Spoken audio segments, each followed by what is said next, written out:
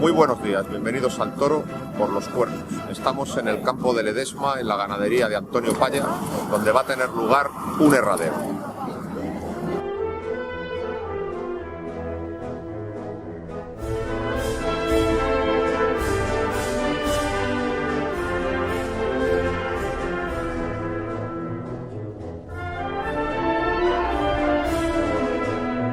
Bueno, pues buenos días, estamos en la finca Gusén de Moscosa, en Campo de Ledesma, Salamanca, donde pasta la ganadería de Antonio Paya Vicente, que es quien nos ha tenido la amabilidad de acogernos esta mañana en su casa. Muchas gracias Buenos a vosotros. días. Buenos días. Bueno, Antonio, cuéntanos los orígenes de la ganadería. Bueno, vamos a ver, los orígenes de la ganadería hay que diferenciar dos partes. En principio, yo desde hace 40 años empecé a tener ganado bravo. Entonces tenía un pupurri aquí de vacas, unas que le compré a Pepe, el de Valrubio, a José Luis Rodríguez, otras compré al Hierro del Estoque, A Alfredo Quintas. Alfredo Quintas, bueno, y tenía ahí un poquito de mezcla. Y a partir del año 2002, creo que fue, 2002, compré las primeras vacas ya de Jandilla y quité todo lo que tenía de lo que había comprado antes a Pepe, al Estoque, a todo, lo quité todo. Y le compré la primera vez que compré a Borja, fueron, me parece, 40 vacas, heralas, tentadas, y otras 15 vacas ya de 10 años que venían paridas y preñadas. Y le compré 2 sementales.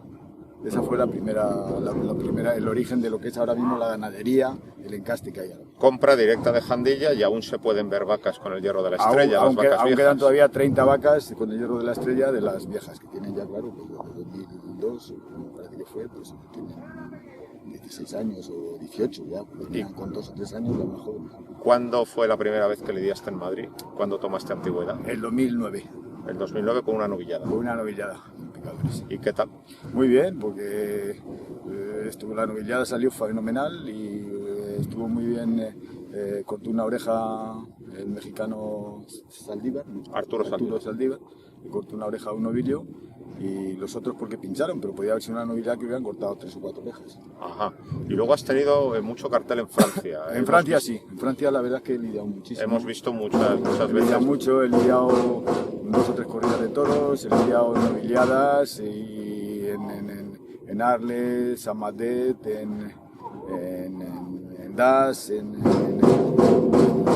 no sé, en varios sitios, y la verdad que Francia me ha dado mucho a mí en el tema del bravo, porque me ha comprado bastante. Diríamos que fueron tus mejores años cuando lidiabas. Los mejores años cuando lidié en Francia. Yo también me dieron la oportunidad que la vida alguna vez te da para lidiar en el extranjero, porque aquí fue cuando el problema de la lengua azul. Que no podían lidiar los ganaderos andaluces. Entonces los ganaderos andaluces no podían llevar vacas a Francia y entonces me compraron a mí vacas y corridas de toros, porque estaba con carta verde. Sí. No había problema. Y la verdad que me salió bien. Ahora ya novilladas en Francia compran casi nada. Y ahora lidias menos, entonces. Ahora lidio menos porque siempre dejaba 2 o 3 corridas de toros, pero últimamente he dejado corridas de toros y al final se han quedado aquí y he tenido que echarlas para los pueblos o para lo que sea porque no se han lidiado. Y ahora voy a intentar este año dejar una corrida para el año, no para este año, para el año que viene. O sea, de los sutreros que tengo ahora, dejar una para la temporada. Para la temporada 2020. De 2020.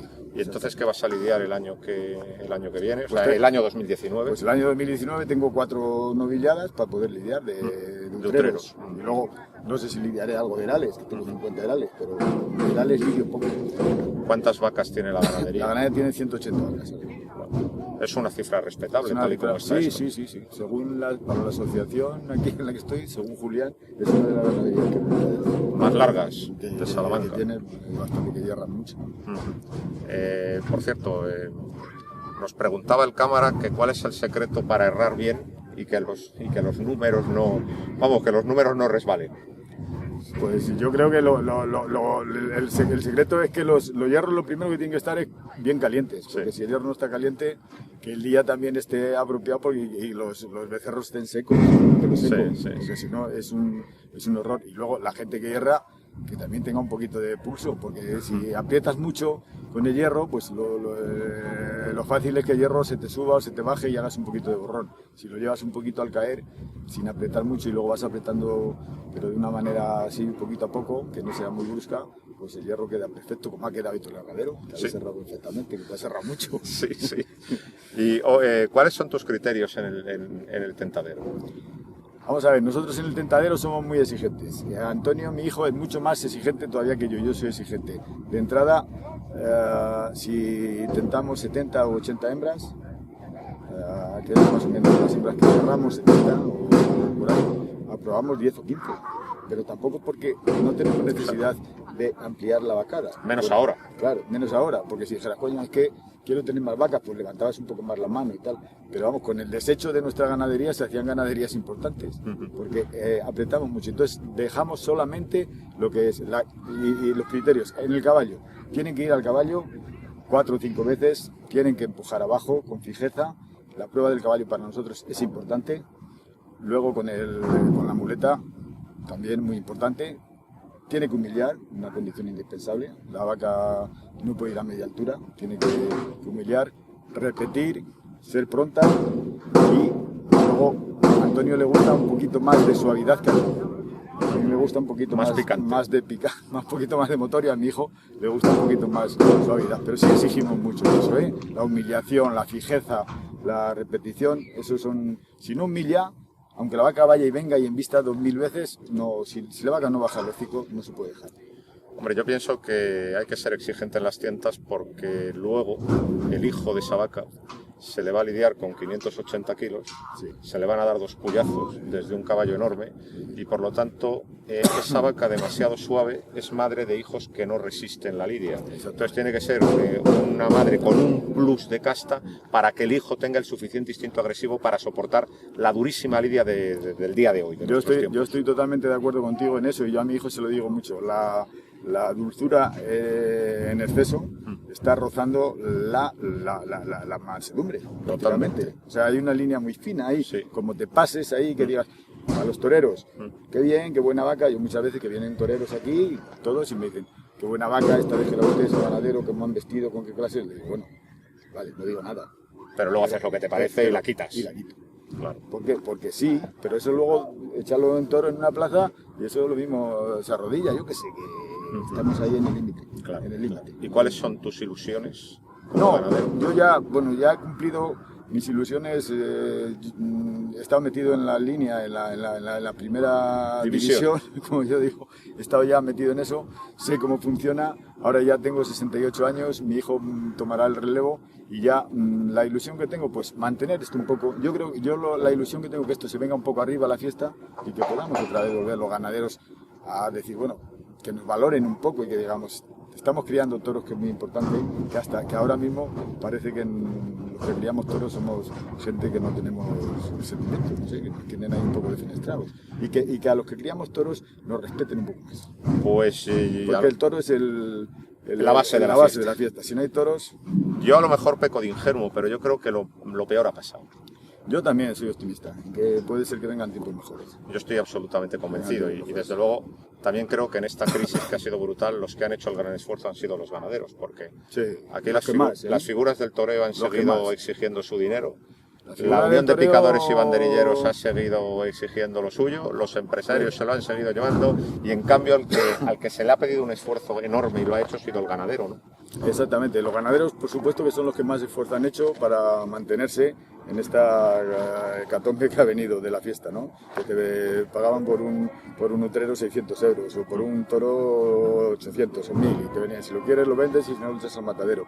Y la figura del toreo, por supuesto, también tienen que adaptarse un poco a decir, hay que cobrar un poco menos, pues hay que cobrar, que las cosas vienen así, para que también los empresarios puedan dar sus festejos. Hombre, decían los toreros antiguos que el último duro tiene que ser para el empresario. Claro, porque si el empresario no gana dinero, pues también, oye, las figuras, y yo sé y respeto muchísimo que son los que se ponen delante del toro y son los que dan la cara, pero también el empresario cuando monta un festejo tiene que llevarse un beneficio, porque si no, ¿para qué lo montan? Entonces hay que adaptarse y decir, bueno, si hay que cobrar un poquito menos en algunos sitios, en otros cobraré más, y también se tiene que adaptar. Yo creo que todo el mundo está en esa sintonía, pero bueno, para que esto pueda funcionar, yo espero que sea así. Pues yo soy muy optimista, yo creo que va a haber una reivindicación de lo español en los próximos años.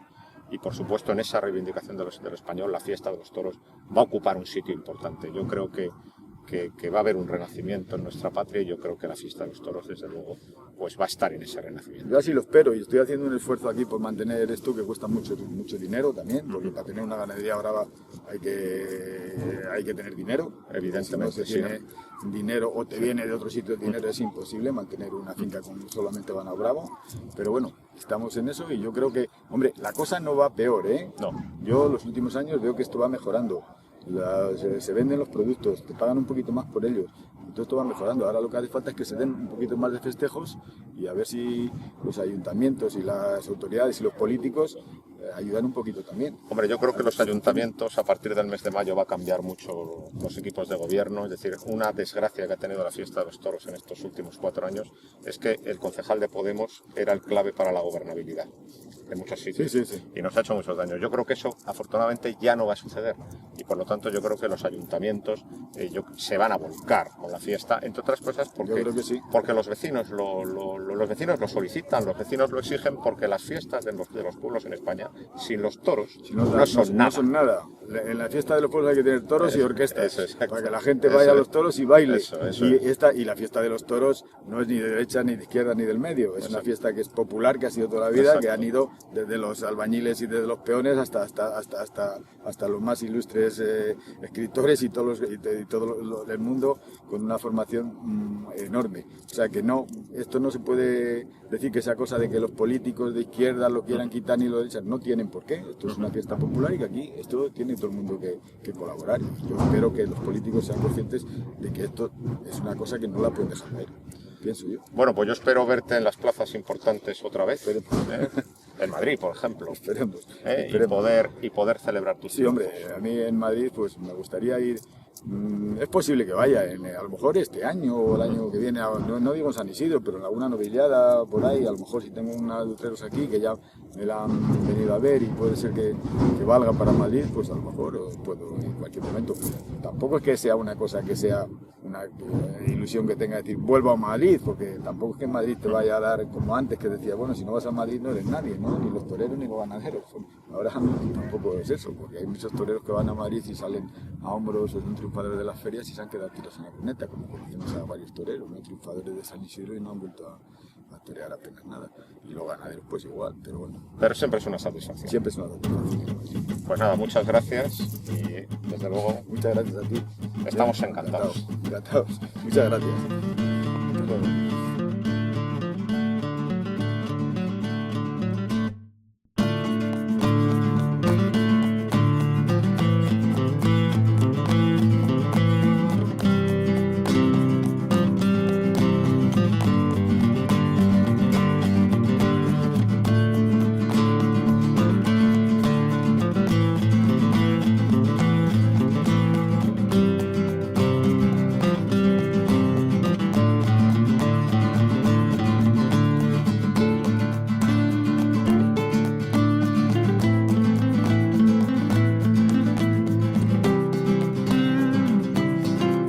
Bueno, pues ahora estamos con Antonio Paya Calvo.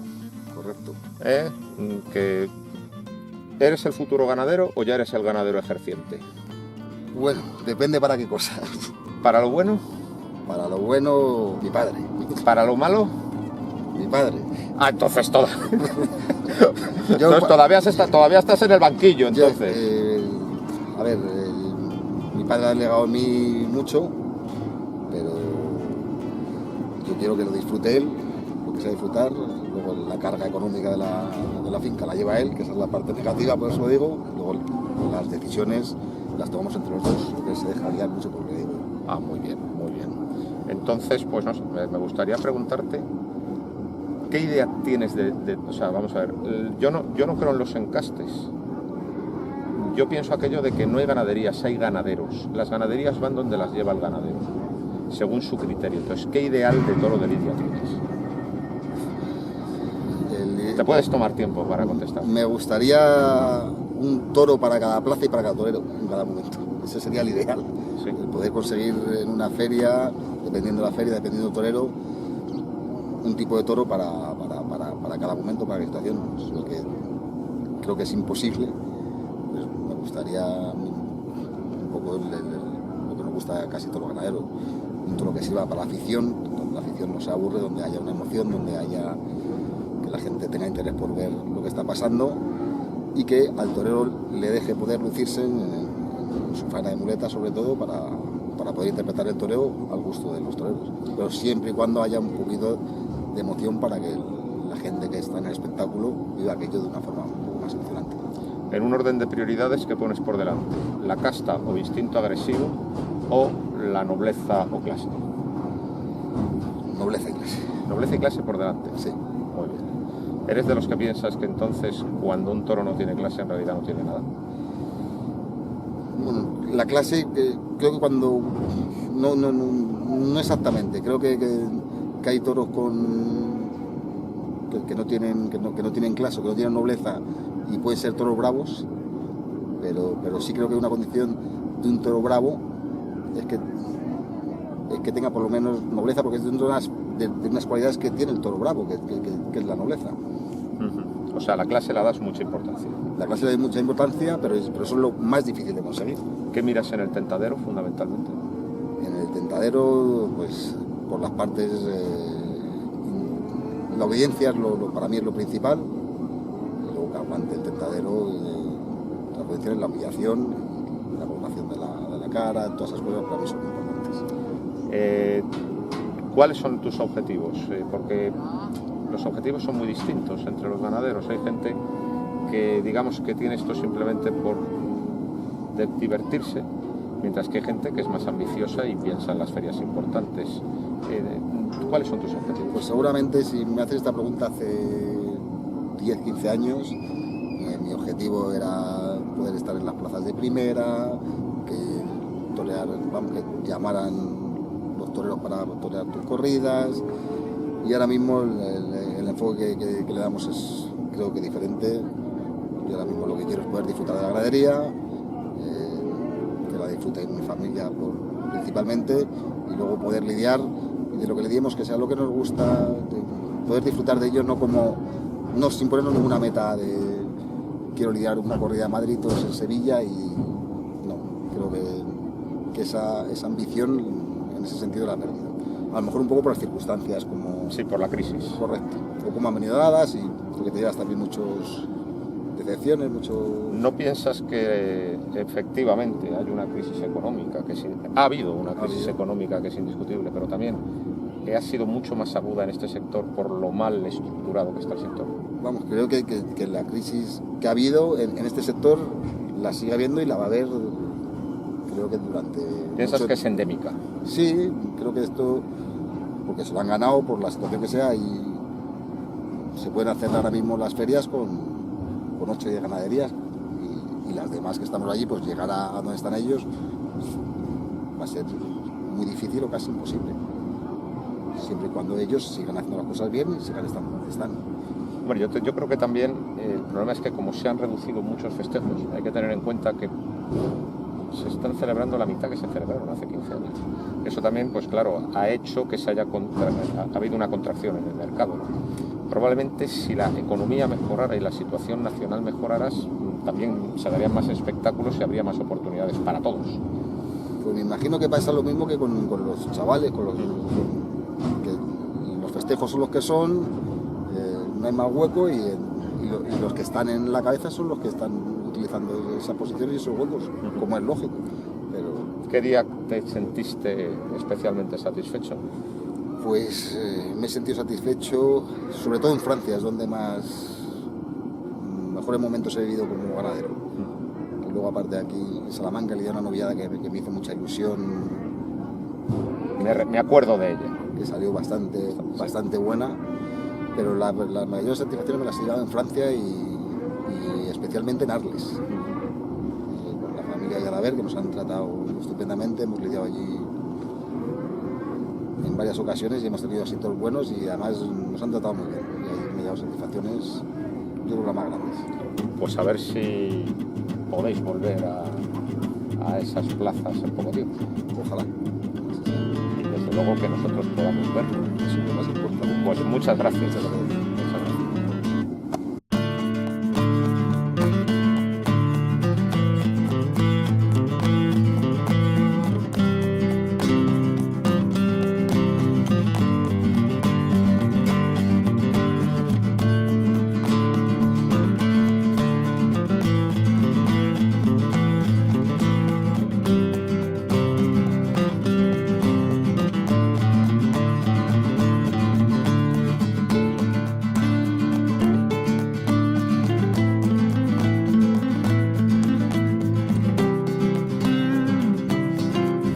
Bueno, pues estamos con Julián Escudero, que es veterinario de la Asociación de Ganaderías de Lidia y que ha venido a tomar acta del herradero. Julián, ¿en qué consiste tu función en un herradero? La raza de Lidia, como todas las razas puras, está regulada y está llevada por el libro genealógico. Libro genealógico que paradójicamente se puso en vigor a raíz de nuestra entrada en la Comunidad Económica Europea. Hasta entonces no había libro genealógico. Era un registro exclusivamente. Entonces, repito que como todas las razas puras, tiene ciertos tomos. El libro genealógico tiene 3 registros. Entonces, los ganaderos lo que hacen es, nos declaran a las asociaciones que somos colaboradoras del libro genealógico del Ministerio, en la llevanza del libro genealógico. Entonces, nos declaran los partes de cubrición lo primero. O sea, hacen las declaraciones de cada lote que se forma con los toros y con un lote de vacas, luego los nacimientos, y en esos nacimientos ya identifican a los animales, a los terneros, a los becerros con sus crotales. Nosotros, la primera función del veterinario es venir al campo y comprobar y cotejar que esas declaraciones están realizadas correctamente. Lo que se llama el ahijado. El ahijado previo. No como antiguamente, cuando no se ponían los crotales oficiales, que se hacía posteriormente al herradero. Y en el herradero lo que realmente hacemos nosotros somos unos notarios de campo. Anotamos el crotal que lleva ese animal, que es el documento de identidad, que realmente se llama documento de identificación bovina, la capa que lleva y el número a fuego que lleva ese animal. Con eso, todo esto se informatiza y a partir de ahí sacamos la carta genealógica para cuando los animales van a reproducción, se venden a otros países o a otras asociaciones, y el certificado de Lidia. Certificado de Lidia que es imprescindible para que todos los animales que participan en un festejo de Lidia, bien sean tradicionales, bien sean de Lidia ordinaria o festejos populares, tienen que estar inscritos, todos los animales tienen que estar inscritos en ese libro genealógico y deben llevar ese documento de nacimiento. Eso es un añadido que tiene a los demás libros genealógicos. Los libros genealógicos son todos iguales de todas las razas, más este tiene la expedición. Porque las otras razas no se lidian. Efectivamente. Y tampoco se hace el control que se hace del ahijado como se hacen aquí. Luego, evidentemente, también se toman muestras de sangre a los sementales y aleatoriamente a ciertos animales para comprobar que efectivamente las declaraciones han sido realizadas correctamente. Vamos, que un toro tiene más papeleo que un hombre, un toro de lidia. Muchísimo más. Está muchísimo más controlado que las personas. Y, por supuesto, su genealogía y su papá y su mamá son mucho más identificables que en una persona. Muchísimo más, por lo que te estoy diciendo, porque aparte de ver a ese animal cuando está mamando, cuando es pequeñito, se le está viendo con la madre en el campo, luego con las pruebas de paternidad y de ADN se comprueba una vez más. Cuando se puso el guarismo en el año 1969, pues para evitar el fraude que suponía lidiar en corridas de toros pues novillos, cuando se exigió poner en el brazuelo el año de nacimiento del becerro para que hubiera una garantía de que ese animal tenía la edad cumplida y tenía 4 años, se exigía también que apareciera en el herradero una pareja de la Guardia Civil ya no vienen, ya no es necesario. Sí, hay en zonas y en provincias que dependiendo. En todavía. Salamanca, como tenemos un censo tan alto, pues no hay volumen de guardias civiles para venir. Pero en otras provincias como en las mismas autonomías de Extremadura y en Valladolid y Zamora, que hay menos ganaderías, sí siguen Todavía acudiendo. aparece la Guardia Civil. Siguen acudiendo. Bueno, pues también pues para dar fe que todo se hace correctamente. Y cuando un becerro entra en el cajón, ¿qué números se le ponen? ¿Qué es lo que se le va? Las numeraciones son en el costillar, las numeraciones que llevan el costillar son a voluntad de ganaderos. Los machos, hay muchísimos ganaderos que empiezan por el 1 y terminan donde ha terminado la camada, se ponen correlativamente. En cambio, en las hembras hay dos variantes. Hay ganaderos que empiezan por el 1 y siguen correlativamente camada tras camada hasta llegar al 999 y vuelven a empezar por el 1, lo cual hace mucho más sencillo. Sí, porque no hay dos vacas que tienen el mismo Efectivamente, y no hay que estar cotejando el año o el guarismo. En cambio, hay otros que sí empiezan por el 1 todos los años y llegan hasta el final hasta 80, 90. Entonces, en el costillar se le pone el número de camada, luego en el brazuelo se le pone el año de nacimiento. El año de nacimiento. Teniendo en cuenta que empieza el 1 de julio. Efectivamente. Y luego, digamos que detrás, lo que es en la culata, pues se le pone el hierro de la ganadería y la sigla de la asociación ganadera. También eso es aleatorio como quiera el ganadero. El ganadero puede errar bien poner su marca en la llana o en la nalga, dependiendo, y en el sitio contrario se pone la sigla identificatoria de la asociación. En cuanto al guarismo, el guarismo cuando se puso efectivamente en aquellos años era obligatorio, no se podía lidiar en la camada próxima que se van a lidiar del 9, no se podían lidiar animales con el guarismo 9, por ejemplo. Sí. Entonces, ahora ya que los animales, por decreto en las diferentes autonomías, dependiendo cada autonomía, porque ya sabemos que tenemos 17 reglamentos, entonces los animales cumplen, en Castilla y León, por ejemplo, en Madrid y en Andalucía, cumplen el día 1 del mes que ha nacido. Y se pueden lidiar. Y se pueden lidiar, con lo cual lo del guarismo es una cosa que hoy ya no tendría función. El guarismo en cuanto al año ganadero, al año ganadero.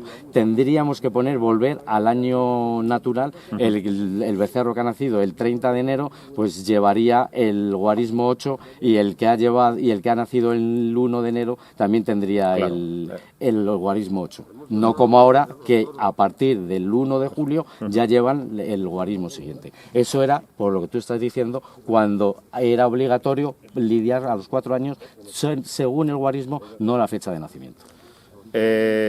Además de ser veterinario de la Asociación de Ganaderías de Lidia en la zona de Salamanca, además eres ganadero. Ahí hacemos... Que además eres ganadero por tradición porque tu padre fue ganadero también. Hombre, mi padre, mi abuelo, mi bisabuelo y mi tatarabuelo. O sea, eres ya la quinta generación de ganaderos. La quinta generación. Y además anunciándonos todos a escudero de cortos.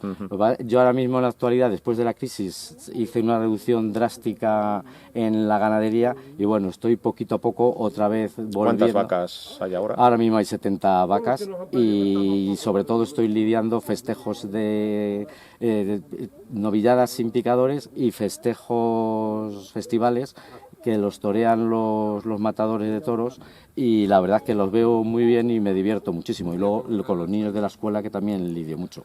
El tema de las novilladas y las corridas de toros económicamente no está muy claro todavía y más el de las novilladas con caballos, que era en el segmento que yo más me movía. Y entonces de momento pues habrá que esperar un poco a que mejore la situación. Que esperemos que mejore. Yo estoy convencido que sí, que poquito a poco, si los aficionados no responden, mejorará. ¿Y el encaste?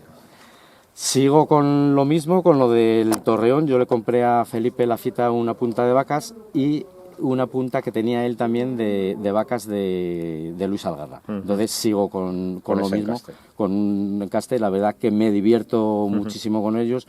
No es un toro que tenga muchísimo tamaño ni muchísima cara, pero yo me divierto mucho con cómo está saliendo y para el tipo de festejos que yo lidio, la verdad que me parece muy apropiado. Tu padre llegó a tener una cosa pura parla de Conde de la Corte, que era lo de... que era lo del Vizconde de García Grande. Lo del Vizconde de García Grande, efectivamente. Que tenía fama de muy bravo. Sí, era muy bravo. Teníamos un problema en aquella ganadería, es que tenía una gran consanguinidad. Entonces yo recuerdo, siendo pequeñito, que efectivamente costaba muchísimo sacar las camadas para adelante, y de hecho cuando se le vendió a Manolo San Román tardó muy poquito tiempo en quitarlo, porque decía que le encantaba pero que no era capaz debido a esa consanguinidad. Y en aquella época no había otra cosa, habría que haber ido a lo de Covaleda, porque el conde de el vizconde, Juan Covaleda. Juan tuvo, que le compró, eran vacas que le había comprado al conde de la corte, y a su vez el hecho de Juan Covaleda. Sí. Pues entonces estás muy contento con tu Sí, ganadería la verdad actual. que sí, disfruto con ella. Es una ganadería pequeñita, me divierto principalmente pues en los tentaderos y en lidiar este tipo de festejos, y bueno, si las cosas cambian pues volveremos a lidiar novilladas con picadores. Bueno, pues esperemos que así sea y que tengas mucha suerte. Muchas gracias Muchas por haber gracias respondido a vosotros. nuestras preguntas. Muchas gracias.